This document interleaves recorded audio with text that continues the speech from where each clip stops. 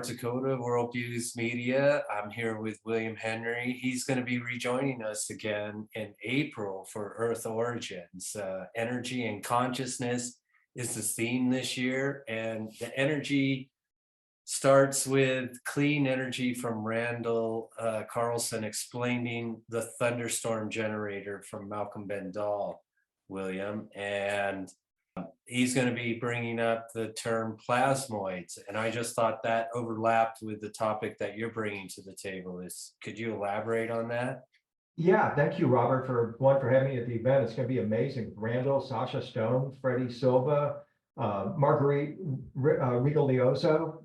Awesome lineup. Great job. Martin Gray as well. I'm super excited. Lately, there's been such an interest in the whole idea of plasma, this mysterious state of matter that turns out, or really looks like, comprises about 95 to 99% of our universe, that our physics is not even addressing it. Our physics and our understanding of reality is based on the 1 or 2% of reality that we can perceive. Meanwhile, the rest of it is invisible.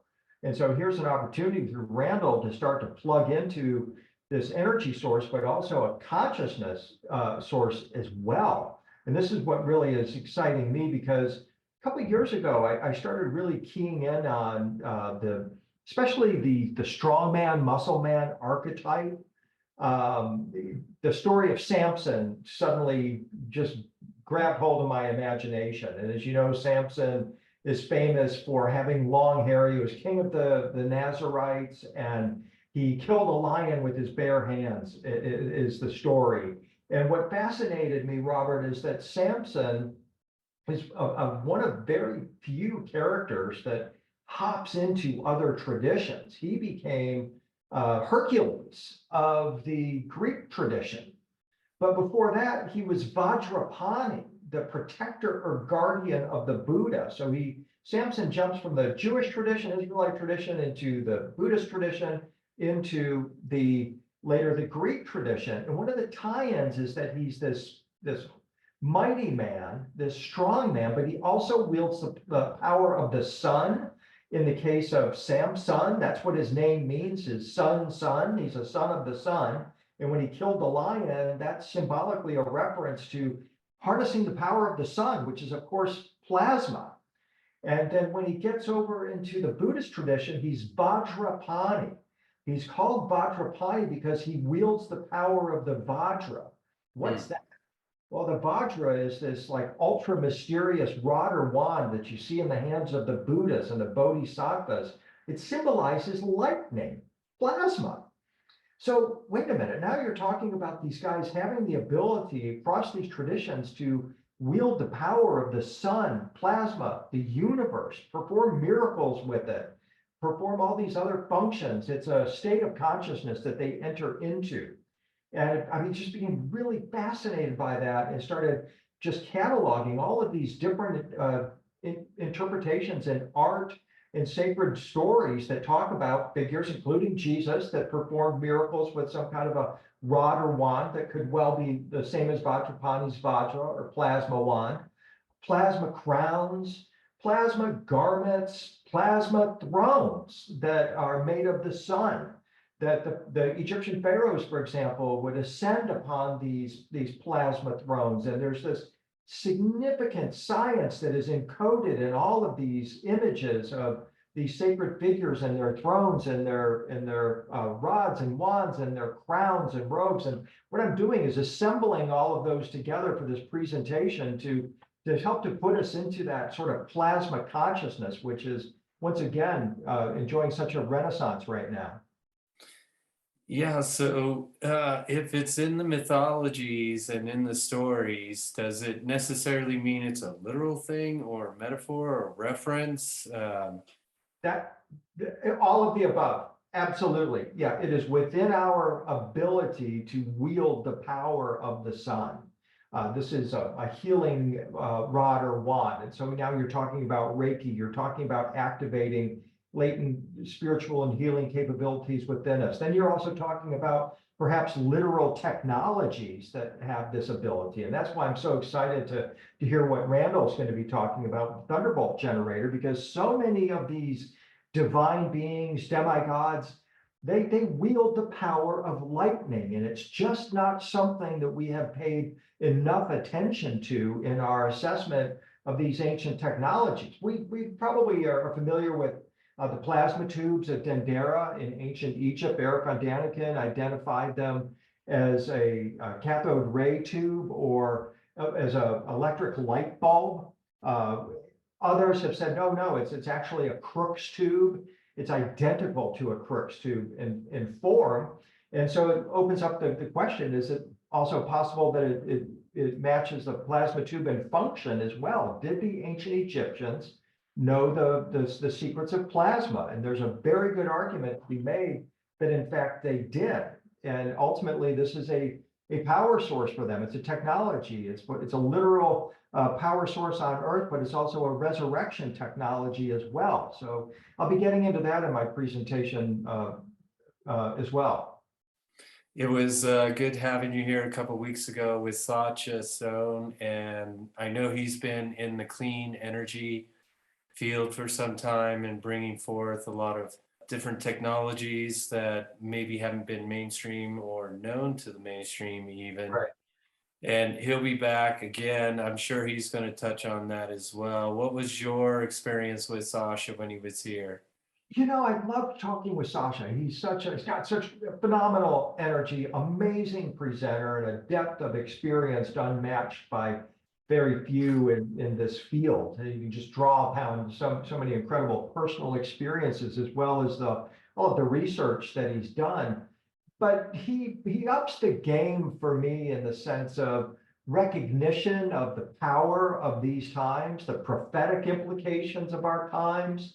I'll circle back to this a little bit in my own talk about the plasma technology, because really free energy is the game changer on this planet right now. And this is part of the prophecy, I think, of what you find in the book of Revelation of the return of a messianic or a Christ consciousness. It's all about elevating our consciousness to the level of the angels and these divine beings. And the common denominator that you find throughout all traditions when you're talking about ancient technologies and you're talking about these divine beings is the concept of plasma, lightning. The angels in the tomb of Christ, the resurrection tomb of Christ, were described as being lightning-like. Those are plasma beings from a plasma universe. Where did Jesus resurrect and ascend to? Is it possible that he too ascended to the plasma universe? Is this why we have the apparitions of the Virgin Mary? And this is something I think Marguerite,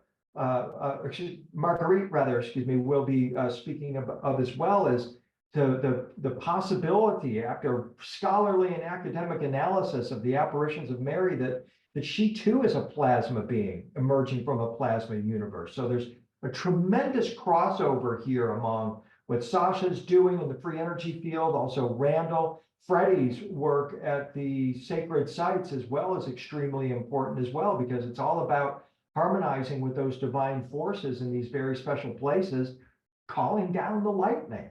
I like what Freddie brings to the table. When he did a talk here, he said that the temple in Egypt reads, they will continue building temples until man discovers that he is the temple. Is that correct? Do I have that correct?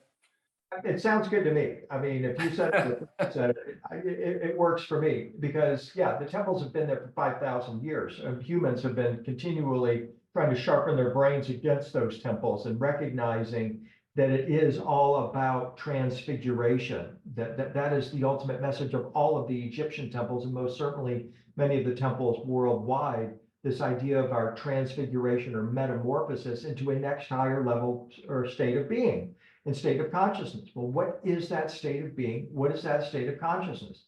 It's plasma. And we're living in a very fortunate time now where there are so many different scholars.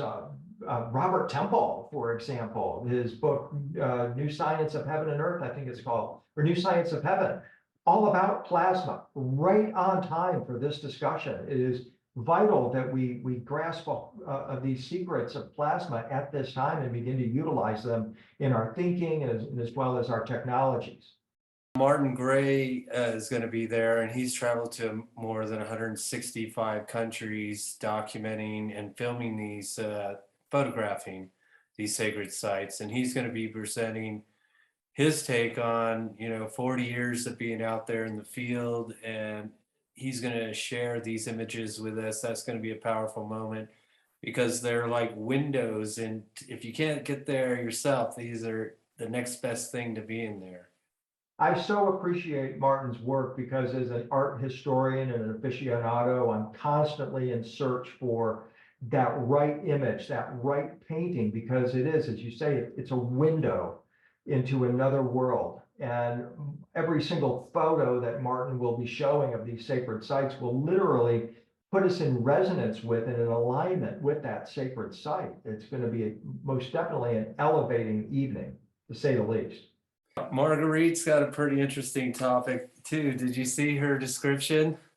I did, yeah. She is a force, and I love her work. It's so academically solid. It is so cutting edge.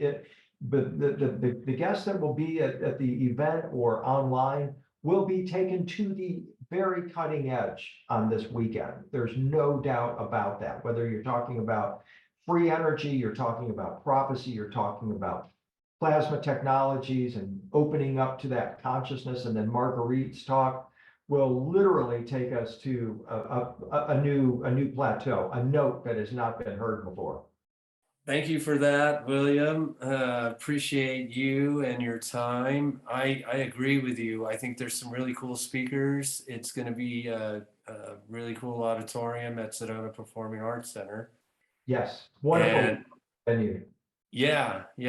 And it's coming up soon. So looking forward to seeing you there. And also, one of the updates we could talk about is August. We're working on a retreat here in Sedona with you. Yeah, I'm so excited about that, Robert. I have been, as some will appreciate or will learn also at the event, I'm working on what I call the Star Walkers project, this idea of going into the ancient world of humans connecting, making contact with star beings, but also becoming star walkers themselves. And a huge aspect of that is all of the ancient myths, legends, and connections to the Milky Way galaxy in particular. I mean, obviously, but I mean the galaxy itself, not just the idea of that we live in this galaxy, literally connecting with it. And the question is, when was the last time you saw or engaged with the Milky Way, our home galaxy? For many people, it's been a long time. It's been way too long.